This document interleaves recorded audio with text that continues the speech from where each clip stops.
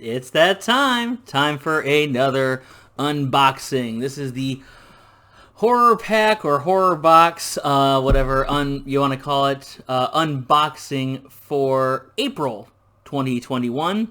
It's been a little late getting this one out, as per usual this time, because a little bit of kerfuffle in the shipping, and also because migraines.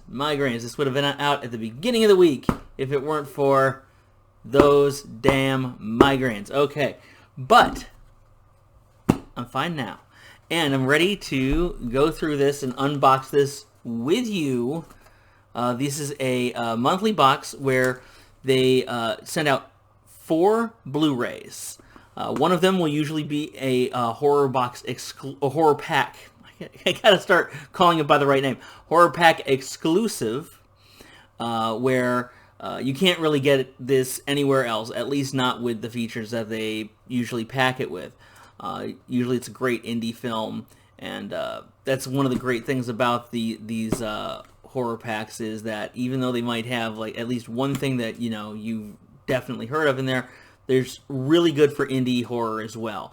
And so we're going to take a look and see what they have in store for the month of April. Just a little thing also, they do 2 packs. They do one for Blu-ray, they do one for DVD, and the movies are different in each pack.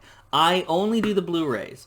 I just haven't had much need to just buy DVDs in the last few years. Both are available, so that's something to look up if you're still curious. But anyway, okay. Let's see how we're doing. I got some cats that are hanging out here, and they're going to try to probably. If they get on camera, it's going to be a blessing, because they are way cuter and more interesting than I am. So, not that I'm not cute and interesting, but they're way more. They're cats. So, anywho, here we go.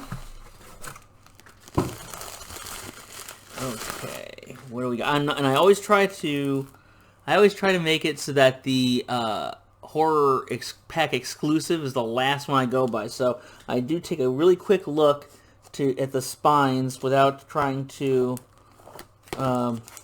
without trying to give them away. It's like a kid on Christmas, where we do the horror pack exclusive last, but I always want each one to be a surprise as I do this with you. Okay, first movie, and I've seen this one. It's a good one too. It's a good one. I liked it. This is from Pat. I might butcher his name. I always do this. Patrick Lussier, who did My Bloody Valentine and Drive Angry. Did a kind of hard to swallow, but still very fun and gory, Halloween-themed slasher movie a couple years back called Trick. Oh shit! Is that? Let's hope you can still see this. I don't usually shoot this at night, so I got some light from from my gigantic spotlight that they give in each of these apartments here. But yeah, Trick. It's a good one, and I don't know if you can see, but listen to this cast. We got Omar Epps, Ellen Adair, Christina Reyes, Jamie Kennedy, who we don't really like these days, and the legend Tom Atkins. Oh man. Yeah, this was a good one. I saw it a couple years back, and I dug it. Yeah, it's got that same vibe of being like really over the top and kind of crazy. In fact, that's probably the biggest thing, is that it's a little hard to swallow, but very over the top gore horror flick for that's Halloween themed. Trick is that's their first one. So let's take a look at the next one.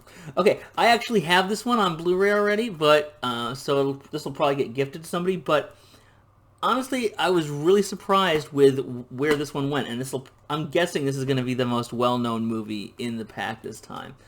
The Last Exorcism Part 2. Now, Last Exorcism Part 1 was a film where it was like a it was one of those found footage films that was coming out around 2010. I remember reviewing it on Film Geek Central, which was like one of the very first podcasts I ever worked on. Here, I'm going to scooch my little microphone over there. The first podcast I ever worked on, really, on the internet. And and I remember thinking, it's okay, it's kind of interesting, but I remember thinking that once it went into real horror territory, it actually lost me, which is weird, because that's what I dig usually. But I thought it was saying something really interesting about, about superstition as it pertains to religion, in the case of like belief in demonic possession and exorcism and stuff. Hey man, Exorcist is one of the greatest movies of all time, absolutely one of my favorites, top 2 or 3. It's not real. Okay? I don't care how many documentaries William Friedkin tries to make and say, no, it's real. No, it's not real. But anyway, that was Last Exorcism Part 1. This is Last Exorcism Part 2, which you can see because she's all bendy in a 2, which is supposed to look really scary, but if you're older like me, you kind of look at that and say, ooh, that feels good. But that could really stop some kinks. But anyway, what they did with Last Exorcism Part 2, this one's going to go long, I can tell, is they ditched this found footage thing, which was a good idea. And since they were now invested in the horror conceit of the original film, they just went full bore with that and followed the story of one of the principals from the first film. And now I'm not going to give anything away because in case you haven't seen the first film, you don't know how it ends. But as much as I didn't care for where the first one went towards the end, I liked where this sequel went, and I liked what the sequel was saying, and I thought it was really, really clever. And I remember when I first saw it, I kind of gave it a split review, kind of average, but I've seen it since, and I've thought about it since, and I dig it more. Like I say, I own this on Blu-ray already, so somebody might be lucky in getting another one here. Okay, here's something. Well, this is actually pretty well known too. I like the Resident Evil movies a lot, except for the last one. In Final Chapter, I think they snoozed. But I never really played too much of the game. I played the first game, to give you an idea. That's it. I've never played any of the others. I'm not a huge gamer. But they did those movies, the Paul W.S. Anderson, Mila Jovovich, Resident Evil flicks, which I think are mostly great. They also did with some CGI animated movies, which I'm assuming are more faithful to the game. I'm assuming because like I said, I haven't played all the games, and I actually haven't seen these CGI movies, so I get a chance now. Resident Evil, was that Regeneration? Degeneration. Resident Evil Degeneration, which, let's take a look here. Zombie attack brings chaos to Harvardville Airport. Leon Kennedy and Claire Redfield, who fought the sinister Umbrella Corporation during the Raccoon City tragedy 7 years ago, are back in So I'm gonna have to see where they go with this. It sounds like it's a sequel to the game, because I don't think any of the games took place in an airport. Maybe I'm wrong, but so that's something we can look forward to now. I've gone through the Paul W.S. Anderson, Mila Jovovich movies a few times. I can finally take a look at the CGI animated Resident Evil movies. Resident Evil Degeneration. There we go. That's actually like 3 well-known ones here. That's surprising. And now we get the horror pack exclusive for April 2021, which is usually the indie horror flick. So let's take a look, and this is something I can't read. Let's see. Muck. Not to be confused with Mank, which was the David Fincher movie that was a big Hollywood Narcissism Fest. It was nominated for Best Picture. No, this is Muck. This is not Mank. Even though Mank was Muck, this is actually Muck. So let's see. This is okay. Since I know nothing about it, indie horror. Let's take a look. Keep in mind, I'm legally blind, folks, so you gotta be patient. Okay, this throwback horror film just raised the hacked up bar.